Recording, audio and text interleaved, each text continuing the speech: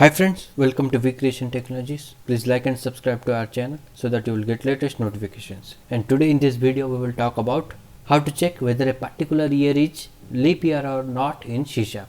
So here I will just take a particular year like 2020 and I will write some simple program which will just return me whether this particular year, which is our 2020, is a leap year or not. And I will just give you with some of the different type of examples, and to demonstrate that let me just directly move to the Visual Studio to demonstrate with an example.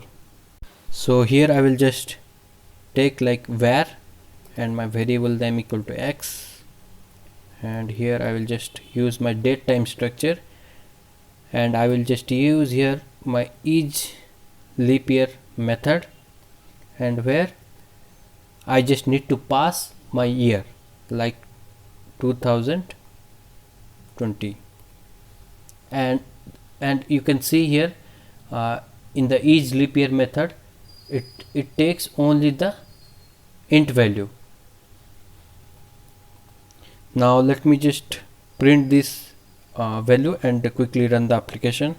Alright, so in the output window you can see it is returning true because our is leap year method returns only bool type of value. Means whenever we will just pass like particular year value which is our 2020, then it will just return whether that particular 2020 is a leap year or not. And here 2020 is a leap year, and let me just change this value to 2021.